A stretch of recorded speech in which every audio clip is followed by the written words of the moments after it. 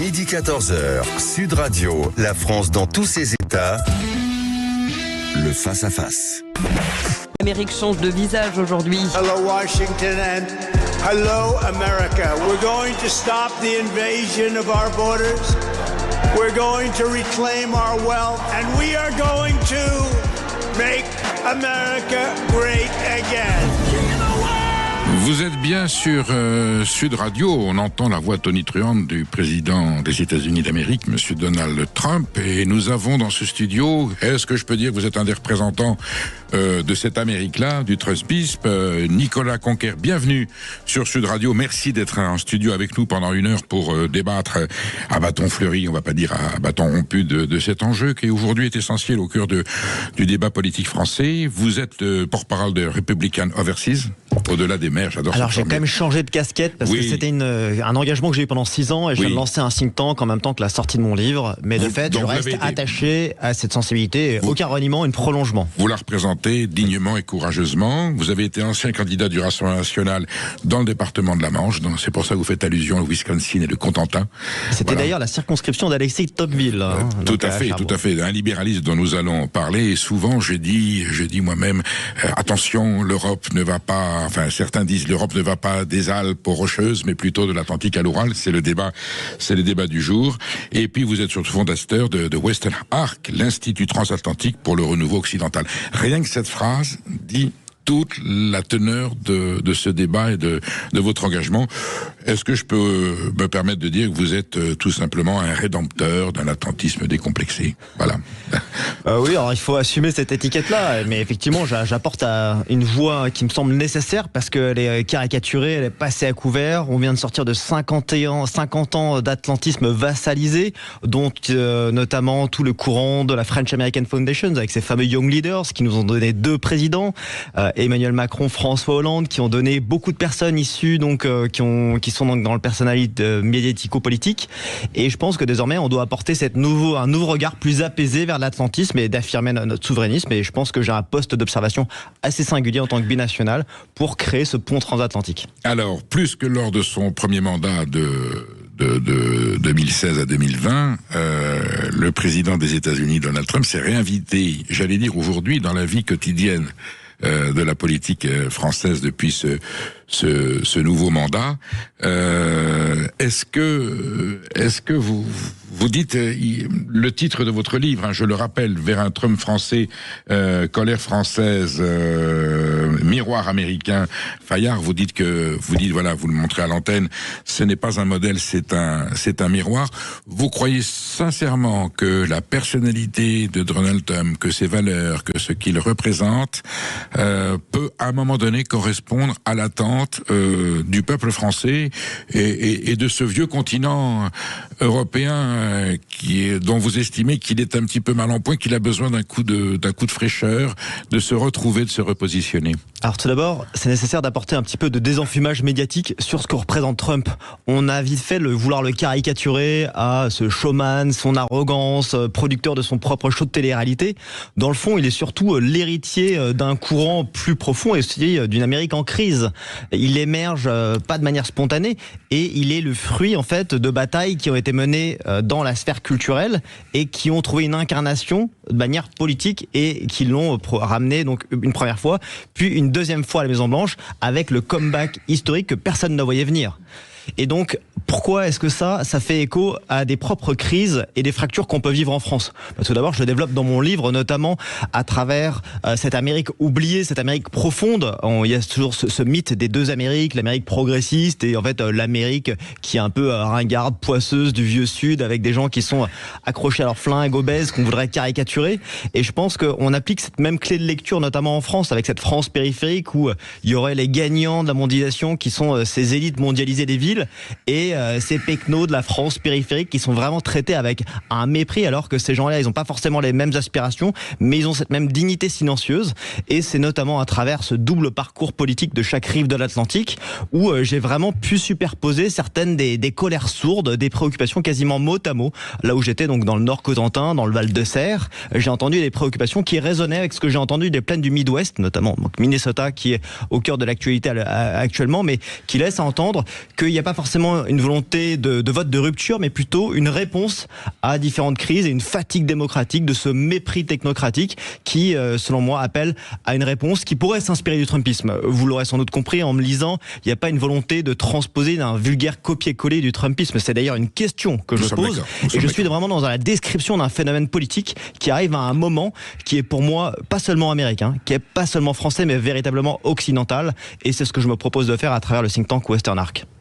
Je vous concède que les premiers commentaires qu'on a fait sur la présidence de Trump, crétin, abruti, voilà, finalement les commentateurs les plus avisés disent mais finalement il y a une cohérence, il y a une recherche. Attention, il cache son jeu, mais finalement il va à ses objectifs. Il est plus malin qu'on ne pense, et au final il obtient ce qu'il veut. Donc il y a une reconsidération des propos, du comportement de Donald Trump. Pour autant, lorsque Judy Vance vient à Munich nous faire une leçon de morale à l'Europe, beaucoup d'observateurs ont dit il n'a pas totalement tort. Il a soulevé des problèmes qui sont réels sur des repères, sur des valeurs, sur le positionnement occidental. Je fais même allusion, vous vous souvenez de ce débat du traité constitutionnel européen. Est-ce que le préambule de la Constitution devait bien dire que l'Europe était d'obédience helléno-judéo-chrétienne? On a retiré ce texte. C'est un peu ce qu'il venait nous rappeler. Quand Judy Vance vient à Munich pour nous dire ça, il vient pour nous aider ou pour nous montrer du doigt? Je pense qu'il y a ce petit électrochoc qui nous vient pour vraiment nous montrer les problèmes auxquels on fait face et qui ont des conséquences qui seraient terriblement néfastes pour nos démocraties libérales. Et ça s'appuie d'autant plus que c'est des situations que eux-mêmes ont traversées aux États-Unis. Lorsqu'on a vu le pouvoir qui s'est ingéré dans ce que pouvaient dire ou pas les plateformes, les big tech, ils ont censuré le compte de Donald Trump. Il y a beaucoup de voix conservatrices qui se sont vues, ce qu'on disait le shadow ban, ou des algorithmes qui entravaient certaines histoires d'être révélées au grand jour, et notamment à travers la crise Covid aussi. Ça a été vraiment, il y a une grosse ingérence du politique dans ce que les citoyens avaient le droit de dire, et je pense que à plus forte raison, ça les légitime pour venir nous alerter sur ce qu'on est en train de traverser, à plus forte raison qu'il y avait le cas caractérisé de cette annulation de l'élection en Roumanie par la Cour suprême, quelque chose qui était sans précédent et qui menace de se reproduire si au contraire il n'y a pas de prise en compte de ces menaces technocratiques. On a entendu Thierry Breton avouer comme ça en pleine chaîne d'information continue qu'il l'avait fait en Roumanie. S'il le fallait, il le referait par ailleurs. Et au demeurant, il y a une volonté de se dire il faut croire dans les démocraties et dans sa liberté d'expression. Si on veut réguler, contrôler tout ce qui est dit en ligne, et désormais on le voit aujourd'hui, ça revient sur le devant de la scène avec l'obligation d'une identité numérique pour les mineurs, mais on voit bien que jusqu'où ça peut aller. Ça nous fait prendre en compte qu'il y a une volonté de scléroser, d'avoir une mainmise, de corseter la liberté d'expression, qui est pour moi très dommageable, qui ne va pas de pair avec nos sociétés démocratiques et notre tradition du débat. Et je pense que c'est parfois nécessaire de nous-mêmes, comme on l'a dit au début des années 2000, de dire que c'était une folie de partir en Irak, et donc on l'a dit aux États-Unis en la personne de Dominique de Villepin à l'époque, que ça soit un J.D. Vance qui vienne en Europe, dans ce vieux continent avec son histoire, sa culture, qui vienne nous dire que vous êtes dans une folie parce que vous faites des atteintes à la liberté d'expression et parce que vous êtes en train d'être menacé d'effacement civilisationnel en raison de votre folie migratoire. Eh bien, je pense que c'est des cris d'alarme qu'on doit prendre le plus sérieusement du monde. Vous vous souvenez, lors des élections américaines, nous avons des représentants qui vont sur les plateaux télé, des observateurs, des politologues, qui annoncent, qui souhaitent la victoire d'Obama, qui souhaitent la victoire de Joe Biden, qui annoncent que Trump ne peut pas gagner, que s'il gagne, c'est une catastrophe. Aujourd'hui, ces gens-là, je ne vais pas citer de nom, mais on voit de qui je parle.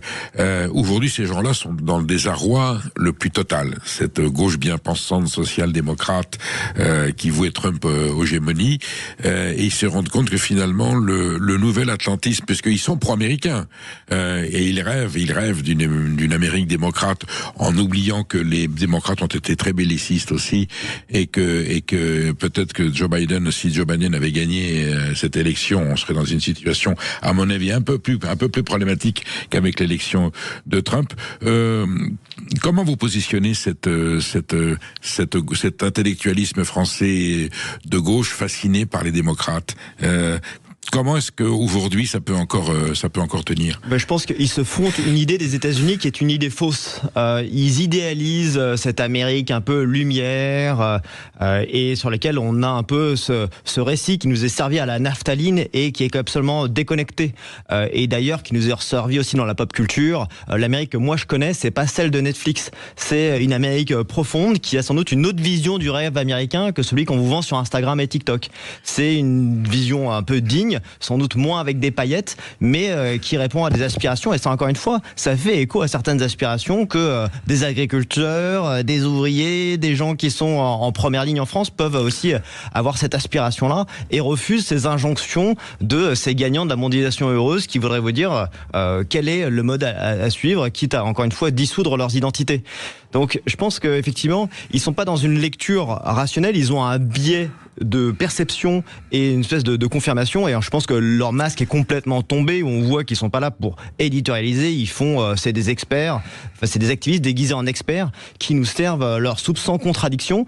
Et c'est au plus profond mépris tant de la démocratie américaine, d'ailleurs de la manière dont ils vont le traiter, que de leur audience française, en apportant pas la moindre nuance. Et je pense que c'est véritablement dommageable. Ça montre à quel point on regarde uniquement sous un unique prisme plutôt que d'apporter une contradiction et d'arriver à d'être d'accord, d'être en désaccord. Pour autant, vous convenez, Nicolas Conquer, que lorsqu'on voit les images de l'enterrement de Charlie Kirk, qui sont impressionnants, cette ferveur, cette masse, cette mouvance-là, elle est aux antipodes de ce que l'on vit, de ce que l'on voit en France. Même si on se dit conservateur, traditionnaliste, en France, c'est pas les mêmes paramètres, c'est pas les mêmes repères des valeurs traditionnelles. Ça, vous en convenez? Non, mais alors là, je vous renvite à rouvrir Tocqueville et de dire que les États-Unis, déjà, c'était une théocratie molle. C'est-à-dire que là, vous parlez de quelqu'un... Ils ont changé depuis, ils ont changé depuis Tocqueville. Charlie Kirk, ouais, peut-être qu'on y revient d'une certaine manière. J'apprécie beaucoup Tocqueville, je pense qu'on oublie Tocqueville aujourd'hui dans la définition du libéralisme français. Alors que c'est une référence absolue aux États-Unis, pas le moindre étudiant sérieux en sciences politiques, en philosophie, n'ignore Tocqueville, et ça montre aussi à quel point la France aussi a beaucoup à apporter au monde et aux États-Unis et inversement. Donc j'en viens, Charlie Kirk, c'est un patriote, un militant conservateur qui a été assassiné d'une balle dans le cou en plein débat, effectivement, sur le fait que ce soit un homme de foi et un homme politique qui lui a valu des obsèques qui avaient un fort côté religieux, c'était une synthèse de qui il était réellement.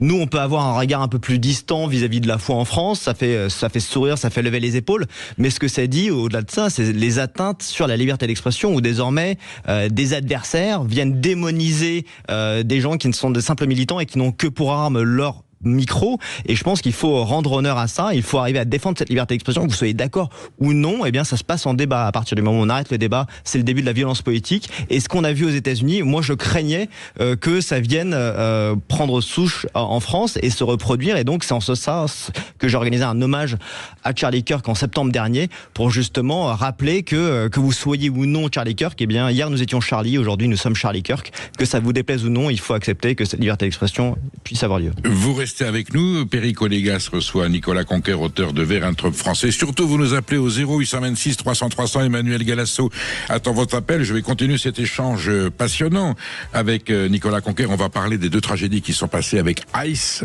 Voilà, et justement les anathèmes qui sont jetés sur la société américaine. Est-ce que vous vous sentez proche de l'Amérique? Est-ce que vous reconnaissez dans le trumpisme?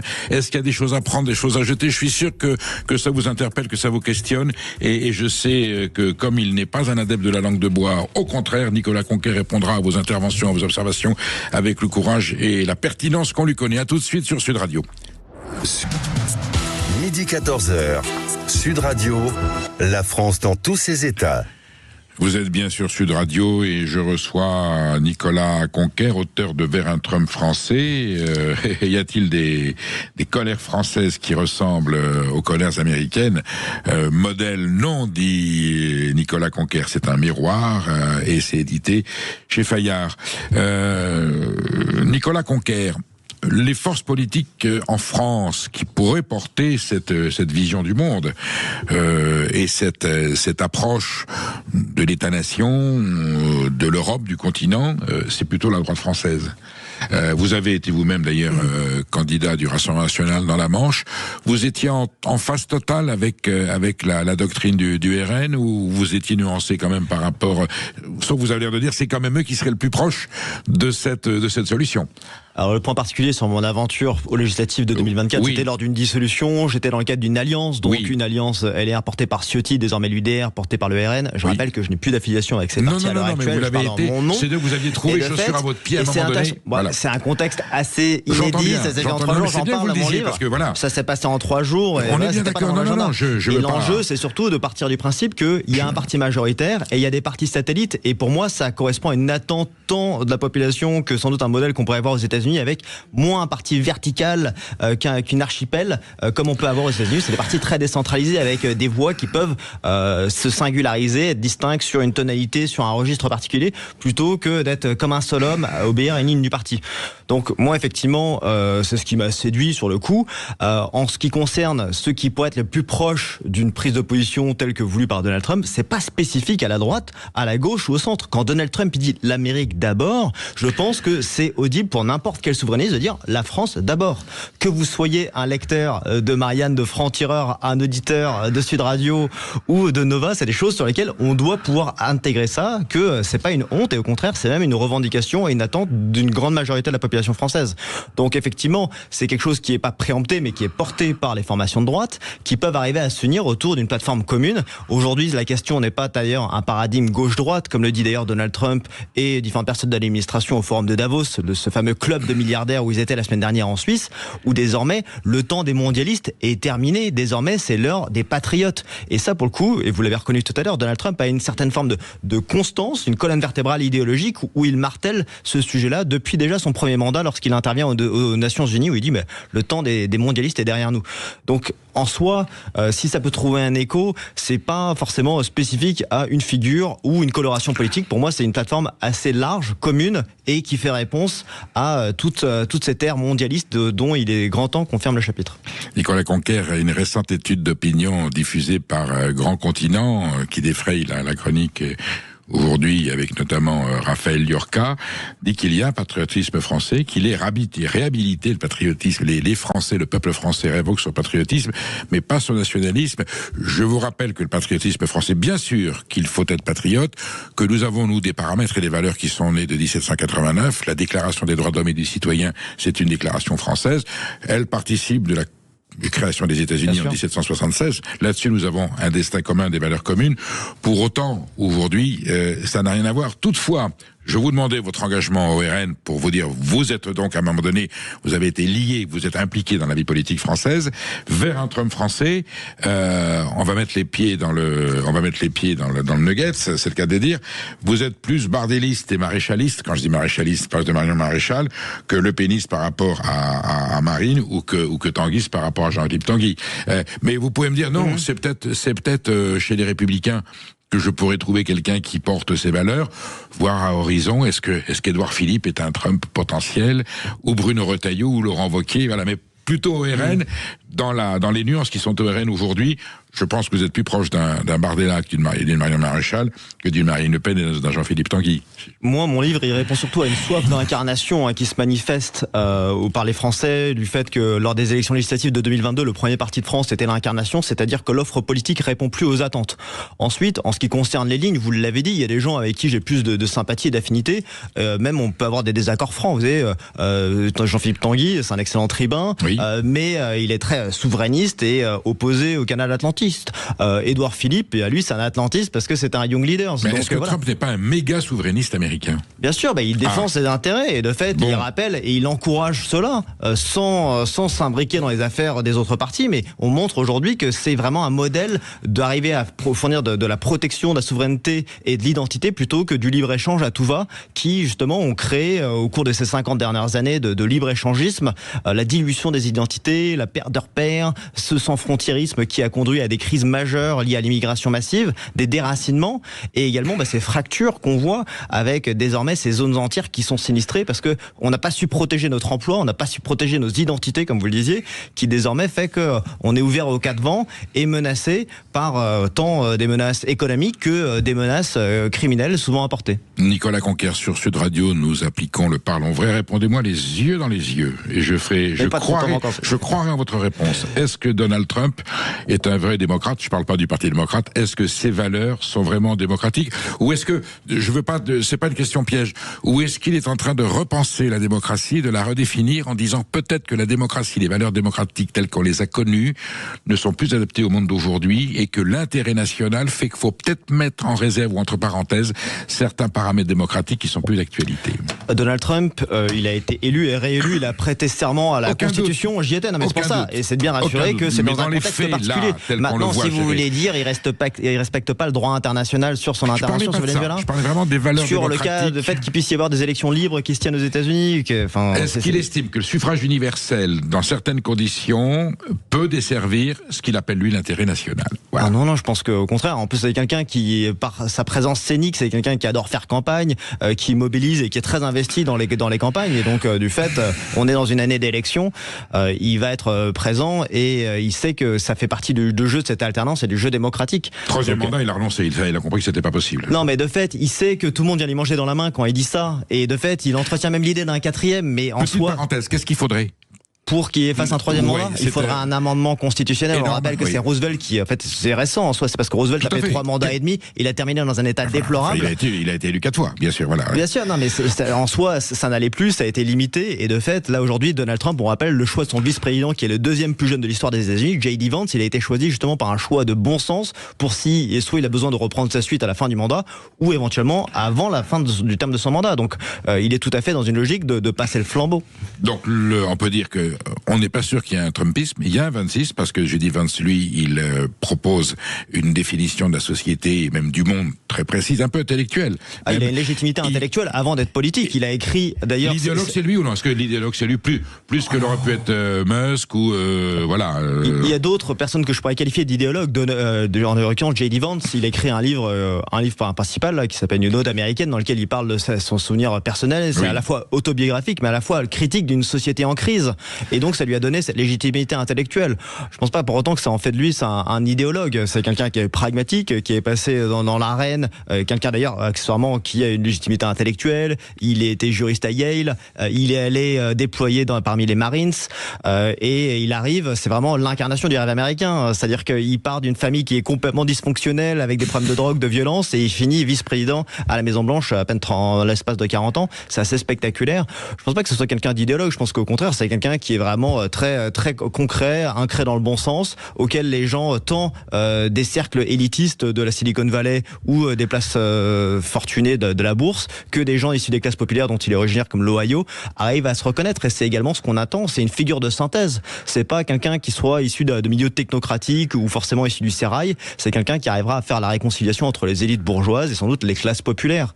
Et à travers lui, c'est sans doute, vous voyez, je vous glisse un petit peu un peu de teasing ou de teasage sur les livres, c'est-à-dire qu'à travers le Trump français, peut-être qu'on a sans doute une attente avec une personnalité qui ressemblerait davantage à nos attentes, en phase avec notre culture et la légitimité intellectuelle que serait un J.D. Vance. Est-ce qu'il faut aller vers un Trump français tel que le suggère Nicolas Conquer? Rappelez-nous, 0826 300 300, Emmanuel Galasso va prendre votre appel. Est-ce qu'il se passe aux Amériques, aux États-Unis, une forme de solution que nous n'aurions pas vue en Europe et qui est peut-être l'issue par laquelle on va pouvoir reconstruire? C'est carrément un problème de civilisation, et Nicolas Conquer nous met en garde. Attention, vous êtes en train, comme M. Vance l'a fait à Munich, vous êtes en train de dépérir. Il faut un sursaut civilisationnel, et c'est dans le trumpisme qu'il s'incarne. Vous nous appelez, on attend vos appels, et Vincent Conquer répondra à vos observations. À tout de suite.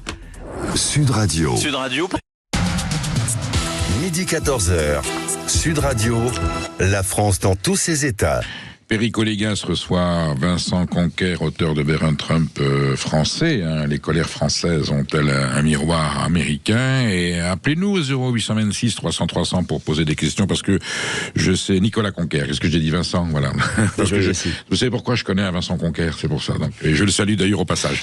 Alors, justement, un auditeur, il y en a un qui nous appelle, Pierre qui nous appelle de Toulouse. Bonjour Pierre. Bonjour. Bon, qu'est-ce que vous inspire d'abord les propos de Nicolas Conquer vers un Trump français? Vous-même, ce qui se passe aux États-Unis est quelque chose qui pour vous, c'est un remède ou c'est un miroir ou pas du tout? Alors, je crois que la mentalité américaine est très différente de la mentalité française. Nous avons une culture, nous avons une histoire, nous avons une sensibilité, et nous avons surtout dans la langue française des nuances que n'ont pas les Américains. Donc, en effet, Trump peut se comporter comme ça, puisque lui, la seule chose qui l'intéresse, c'est un petit peu l'audimat, c'est un peu faire le buzz, et d'ailleurs, malheureusement, c'est ce qui commence à se traduire en France, mais je crois que vraiment, si on avait ce type d'individu en France, ça serait assez grave, parce que les gens se manifesteraient et puis seraient dans la rue, hein, et je crois que plutôt, bon, évidemment, en France, il manque quelque chose, ça, on le sait, on sait que Macron, par exemple, n'est pas le bon exemple pour gérer notre pays, mais je crois qu'il faut trouver un juste milieu à la fois, c'est-à-dire une personne qui soit beaucoup plus dans l'efficacité plutôt que dans le discours, quoi, ni plus ni moins. Nicolas Conquer, que vous inspire la remarque de Pierre de Toulouse? Elle est tout à fait sensée. Évidemment, on ne cherche pas une transposition, un calque. Au contraire, c'est prendre en compte la spécificité de notre terre, de notre culture et de nos aspirations. Et d'ailleurs, je tiens à dire que la fonction de président de la République n'est pas superposable à celle du président des États-Unis, d'une part. Alors, ensuite, effectivement, je vois sur le fait que vous êtes plutôt sur le caractère, sur les outrances et qui pourrait sans doute pas coller avec nos aspirations. Moi-même, je milite à travers mon livre pour quelqu'un qui serait plus rond et qui pourrait se fondre dans nos institutions. Et aussi, on parle tant du rapport à l'argent qui n'est pas le même aux États-Unis. On peut pas juste se targuer, se prévaloir de ses réussites entrepreneuriales pour prétendre à la fonction présidentielle. De la même manière que c'est pas parce que vous avez une énorme communauté YouTube que vous serez celui qui sera le prochain président. Certes. Donc ça, je mets ça de côté. Maintenant, je rejoins sur ce que vous êtes en train de dire sur le fait qu'il y a le côté pragmatique et sans doute cela où Trump excelle, la capacité à faire des transgressions tant de fond que de forme et de faire sauter parfois des verrous institutionnels. C'est-à-dire, en fait, il faut laisser le statu quo. Et Donald Trump, lui, il a fait c'est une promesse de campagne de dire je vais assécher le marais, c'est-à-dire que je vais en finir avec cette caste politicienne qui sert que ses intérêts et qui est là pour se servir plutôt que servir. Et je pense que évidemment là on le voit bien, il y a une attente forte en ce sens et que ça peut demander à sortir du statu quo et du consensus mou. Je pense qu'aujourd'hui c'est une vraie attente plutôt que encore une fois de sombrer dans une forme d'immobilisme ou de on fait des grandes déclarations mais c'est pas suivi des faits. Évidemment là où Trump choque, c'est pas tant par ses outrances mais c'est parce que il délivre et il accepte de faire ce pourquoi il a fait campagne. Pierre, est-ce que pour autant vous pensez que en France, il manque d'une personnalité politique de la trempe de Trump? Je fais attention à pas déraper sur les mots, que justement cette exaltation de la nation, de la patrie, elle est en France insuffisante pour rassembler les Français autour d'une idée, et que Trump, voilà, et ce qui pourrait incarner cet homme providentiel, c'est pas le général de Gaulle, évidemment, mais est-ce que c'est cette intensité de l'engagement politique qui manquerait peut-être chez nos leaders politiques en France? Pierre. De caste, il y a en effet en France une caste administrative qui malheureusement nous bloque et c'est ce qui manquerait au fond en France, c'est quelqu'un qui ne sorte pas de cette caste et qui gère le pays de façon, on va dire, plus modérée que idéologique. Le vrai questionnement, la vraie question le souci que nous avons en France, c'est que vraiment nous sommes gérés par des administrations qui aujourd'hui ont le pouvoir sur tout. Donc comme c'est idéologique, on ne peut pas avancer d'un point de vue pragmatique. C'est-à-dire que l'idéologie prime sur le pragmatisme. Et c'est pour ça que notre société ne fonctionne plus aujourd'hui. Et que si demain il y avait un Trump ou un équivalent, il serait immédiatement bafoué. Parce que, évidemment, nous avons 6 millions de fonctionnaires qui... Enfin, quand je dis fonctionnaires, c'est pas tant les fonctionnaires qui me gênent. Hein, c'est cette administration... On vous a compris, Pierre. Voilà. Vous parlez d'énarchie, vous parlez des directions centrales des ministères qui disent quand un ministre arrive, monsieur le ministre, calmez-vous, dans 2 ans vous serez plus là, nous on continuera à tirer les ficelles. Et puis cette énarchie. Est-ce qu'il y a, Nicolas Conquer, il n'y a pas d'ENA aux États-Unis, il n'y a pas de cette caste dirigeante qui est là malgré les alternances politiques. Au contraire, on sait qu'à chaque présidence, on dégage l'administration Obama est remplacé par une autre administration, ou Clinton, et celle de Trump disparaîtra ou sera remplacée. Ça, c'est un élément démocratique pour vous, non? Pour moi, c'est assez sain. On n'arrête pas de reprocher à Donald Trump de choisir des gens qui lui sont loyaux et accessoirement compétents. Et donc, je pense que c'est un faux procès à lui faire. Je pense qu'il y a davantage de passerelles d'ailleurs entre la vie publique, politique, et le privé, le monde des think tanks, les médias, qu'on doit accepter. D'ailleurs, c'est ce qu'on est en train de constater aussi en France. Désormais, vous avez d'anciennes personnes qui évoluent en politique, qui sont dans les médias. Et je pense que au-delà de ça, il faut aussi avoir des acteurs de la vie civile, et voire même entrepreneurs. Je pense que ça donne un peu plus de perspective que sur une réalité qui est uniquement livresque, qui est déconnectée de la réalité et du quotidien des Français. Donc il faut encore une fois être cette personne de synthèse, à la fois parler la langue des plateaux, la langue des salons et la langue des PMU si vous voulez, mais de pas juste être dans un langage technocratique et être hors sol. Je pense que c'est vraiment ce à quoi on a assisté au cours de cette dernière décennie et qui est la traduction d'un lent phénomène. Et évidemment, il y a des mouvements qui vont dans le bon. On a des personnalités qui émergent et qui ne sont pas forcément issues du sérail ou de formation de haute administration, mais c'est encore assez sclérosé parce qu'on a une parole qui n'est pas libre. On a des agences de régulation, et moi encore une fois, au-delà du nombre de fonctionnaires, c'est surtout le nombre de 1200 agences qui viennent encore une fois dicter, réguler et entraver la vie des Français, sur lesquels il y a vraiment besoin de faire sans doute un grand ménage sur une base d'efficacité, et sur lesquels vous pouvez peut-être assurer qu'il y en a 80% qui sont vraiment supplétives et qui viennent justement empoisonner la vie des Français. Bon, jusqu'à présent, Nicolas Conquer, j'ai été compréhensif, j'ai été attentif, je vous écoute, je vous laisse parler. On va commencer peut-être à diverger parce que vous prenez deux personnalités de la vie sociologique française, le philosophe Michéa et Jean-Christophe Guilly, le sociologue, quelque part géopoliticien. Vous invoquez leur constat sur la fracture sociale française, sur la France périphérique. Voilà, et vous dites, voyez, nous avons les mêmes mots.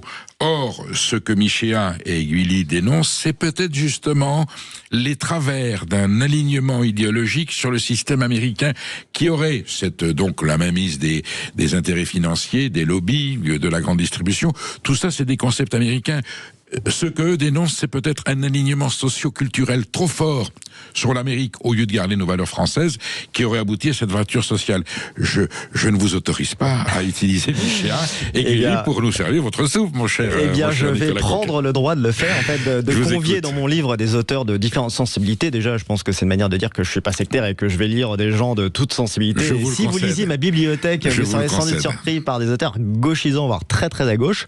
Maintenant, l'enjeu, c'est surtout de dire que lorsque je parle de Michéa, donc de la révolte des élites, je vais mettre ça en parallèle avec un phénomène qui est Christopher Lasch aux États-Unis, qui parle de libéral libertaire. Ouvrage fondamental. C'est fondateur et ça m'a beaucoup nourri, et donc en soi, j'y arrive à y dresser quelques parallèles. Je dirais Ellul pour les Français et Christopher Lasch, voilà deux documents qui nous expliquent les mots de ce monde. Et sur l'autre auteur, Christophe Guilly, une lecture très intéressante sur la fracture périphérique, l'histoire de centre et de périphérie. On arrive à y trouver des échos tant aux États-Unis qu'en Angleterre, avec Andrew Goodhart qui parle encore une fois des nowhere et les anywhere, encore une fois ceux qui sont les gagnants de la mondialisation versus ceux qui sont les perdants de cette mondialisation heureuse, et aux États-Unis notamment à travers l'essai biographique de J.D. Vance où il parle vraiment de cette Amérique profonde qui a été oubliée, délaissée, sacrifiée parce que la gauche a abandonné l'école bleue, les ouvriers, les classes manufacturières, les classes populaires au profit d'idées sociétales juste parce que c'était la dernière mode du moment. Et donc là, effectivement, je fais des parallèles. On peut me reprocher, j'en ai pas la paternité. Nicolas Conquer, cette globalisation néolibérale qui a conduit la planète là où elle en est, elle est le fruit de la civilisation américaine, de la financiarisation du monde par la conception du capitalisme américain. Et effectivement, les Gilets jaunes, c'est la résultante de ça. Mais vous êtes en train de dire que les Gilets jaunes, non, les Gilets jaunes sont victimes, je ne vais pas dire du Trumpisme, mais de cette vision américaine d'hégémonie. Et alors là, je vais vous parler comme un curé, ça sera sans doute la seule référence à la Bible que je vais faire, mais je veux dire, là où croit le péril, croit aussi ceux qui sauvent. Pourquoi est-ce que je dis ça? C'est évidemment les États-Unis, je me leurrais ou je serais dans une forme de taquilla de vous dire que non, c'est pas ceux qui ont promu le libéralisme et la mondialisation. En revanche, et j'y dédie un chapitre entier, c'est sur ces nouvelles orientations du Parti républicain et cette ligne qui est portée par Donald Trump avec certaines formes de protectionnisme raisonné, un capitalisme plus social. Ça peut faire hausser les épaules, mais c'est clairement tout ce qui est mis en place à travers cette administration, notamment cette politique de guerre commerciale et de réindustrialiser les États-Unis, c'est pour protéger le faible plutôt que le fort. Et donc, il y a pour moi un alignement de structure où je dis effectivement qu'ils sont en train de revoir, parce que cette page de la mondialisation libérale à outrance est sans doute arrivée en fin de cycle, et elle en appelle sans doute un nouveau qui, d'une certaine manière, a conduit Donald Trump à la Maison-Blanche, parce que les Américains avaient davantage besoin de protection et d'identité que de libre-échange. Et donc, à travers ça, je pense aussi que ça va faciliter un meilleur dialogue entre la droite américaine et les droites européennes, notamment françaises. Vous êtes sur Sud Radio, Perico Légas reçoit Nicolas Conquer. Nous parlons vers un Trump français. Est-ce que c'est une réalité? Appelez-nous au 0826 300 300. Il reste un petit quart d'heure d'échange. On va aborder la question de Minneapolis. Voilà. Est-ce que l'ICE est une forme de Gestapo? On a entendu ses propos sur les ondes. Et puis, vous donnerez votre avis ou vous poserez des questions et Nicolas Conquer y répondra tout de suite sur Sud Radio. Merci. Sud Radio. Midi 14h. Sud Radio, la France dans tous ses états. Nous sommes avec Nicolas Conquer, auteur de Vers un Trump français. Nicolas Conquer, je vous lis à l'instant que le ministre de la Justice, garde des Sceaux, Gérald Darmanin, dit stop à l'immigration régulière. Même pas irrégulière. Nous sommes encore sous le coup des 2 tragédies à Minneapolis, la mort de deux personnes qui ont été abattues par le ICE, cette milice. Alors, rappelez-nous, ICE n'est pas la création de Trump, c'est bien Bush qui l'a créé. Non, oui, l'agence ICE Immigration and Custom Enforcement, donc en gros cette agence fédérale qui va gérer la sécurisation aux frontières et le rapatriement des clandestins vers leur pays d'origine, a été fondée au lendemain du 11 septembre en 2003 sous Bush. C'est une agence qui a systématiquement eu ses financements depuis tous les ans, que ce soit une administration démocrate ou républicaine. Et c'est les gens qui ont... Une précision, c'est une sous-traitance? Ce sont des fonctionnaires de l'État fédéraux ou ce sont des employés privés sous mandat public? Non, ce sont des agents fédéraux qui dépendent du ministère de l'Intérieur. Compris. Donc c'est bien des flics à part entière, c'est pas une milice. Bien sûr, complètement. Voilà. C'est les gens. Il y a eu une recrudescence d'une embauche massive parce que on est dans une situation de crise avec plus de 10 millions d'immigrés clandestins qui sont rentrés sous l'administration Biden et qui ont d'ailleurs été une des promesses de campagne de Donald Trump de lutter contre cette immigration illégale. Et donc il a obtenu ces résultats. Et désormais, ces gens-là, ces agents de ICE, il faut quand même s'il y a des choses qui peuvent être critiquées, des modes opératoires, saluer le fait qu'ils viennent libérer des communautés de criminels et de gens qui ont un passé qui est plus que dangereux et des vraies menaces à la société. Nicolas Conquer, vous comprenez que ça choque et j'entendais même ici en France des gens suggérer si on avait ça dans les forces de l'ordre françaises pour juguler que ce soit les narcotrafiquants ou l'immigration clandestine, qu'est-ce que ça serait bien sans en arriver à l'extrême. Et les 2 scènes que l'on a vues avec ces 2 morts abattus comme ça à bout portant, vous comprenez que ça choque la société française. Une fois, les images sont certes choquantes, il y a évidemment un drame humain, des morts qui sont toujours une tragédie. Maintenant, ce sont des drames qui sont évitables. On rappelle, vous l'avez dit, c'est pas une milice, ni des freelances, ni des mercenaires, ce sont des agents fédéraux qui agissent dans le cas d'une mission, une prérogative qui est de l'ordre fédéral et qui ont pour mission d'appréhender et d'exfiltrer ou d'extrader des clandestins criminels. Ces gens-là, ils le font dans un contexte très tendu parce qu'il y a pas seulement des manifestants, mais des activistes et des protestataires qui s'en prennent aux forces de l'ordre, qui font face à une montée exponentielle des menaces contre des agents de ICE. Hier, il y a un agent qui a perdu littéralement un doigt. Donc évidemment, ces scènes, tant René Good que Alex Pretty, qui ont fait l'objet de mesures qui sont qualifiées de légitime défense, l'enquête le dira. C'est pas à nous de dire en regardant une vidéo sous tous les angles ce qu'aurait dû faire l'agent fédéral, qu'il avait une fraction de seconde pour défendre sa vie et celle d'autrui. Autant vous dire que l'IGS aurait du boulot si elle existait aux États-Unis. Nicolas Conquer, nous avons Henri qui nous appelle de Biarritz. Bonjour Henri. Bonjour Perico. Eh bien écoutez, je voulais juste rappeler que l'ICE existait déjà du temps d'Obama et que sous Obama, un mort c'est toujours de trop. Mais il y a eu plus de 50 morts avec les présidences de Obama. Et puis Obama a décoré le patron de ICE, c'est lui qui l'a décoré. Et puis je voudrais le mettre en parallèle par rapport à quelque chose d'autre. Parce que nous, on se fait les gorges... C'est affreux. un mort, c'est toujours un mort. Bien sûr. Mais il y a des milliers, des dizaines de milliers de morts en Iran. Et je voudrais qu'on ait sur nos chaînes d'information, autant de force qu'on en a pour ce mort qui vient d'avoir lieu, ou ces 2 morts qui viennent d'avoir lieu aux États-Unis, à Minneapolis. Je trouve ça scandaleux que l'on traite si peu tous les morts d'Iran. Mais je suis désolé. Non seulement ça, Henri, mais est-ce que vous n'estimez pas qu'en France, il y a eu quelques cas de morts tragique. On parlait de Samuel Paty, dont on peut, voilà, voyez.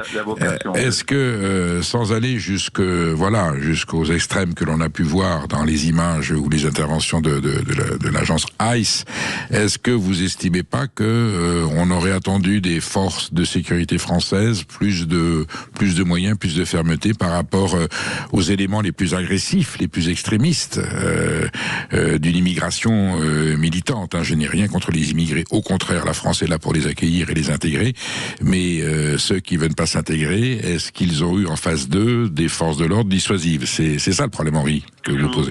Pas toujours, non mais on est d'accord. Mais moi, ce que je voulais mettre en parallèle, surtout, c'est les 2 traitements de l'information par rapport à l'ICE et Minneapolis actuellement, par rapport à tous nos médias et par rapport au drame actuel, parce que c'est celui-là actuellement, qui se passe dans le peuple iranien. Nicolas Conquer. Oui. Et de manière plus ciblée, on a d'autres drames bien nationaux, et excusez-moi de le rappeler, mais au moment où on est en train de commenter des images qui sont déroulées à 7000 km d'ici, dans un chaos et sans avoir l'intégralité des informations, où on veut balayer, bafouer toute forme de présomption d'innocence, on rappelle qu'en France, on a une nonagénaire qui a été violée par un UQTF. Je veux dire, regardons bien les maux de notre société et quelles mesures est-ce qu'on est en mesure d'apporter pour sécuriser nos anciens face à des criminels qui sont lâchés en pleine nature. Donc, encore une fois, cette préoccupation, elle vise encore une fois d'aller pointer du doigt Trump, faire de l'America bashing et de se retourner vers certaines autres alliances, encore une fois, en livrant en pâture nos anciens, nos gens les plus vulnérables à des gens qui sont des menaces et qui n'ont absolument rien à faire en France. Bon, le Groenland, quelle est votre position personnelle?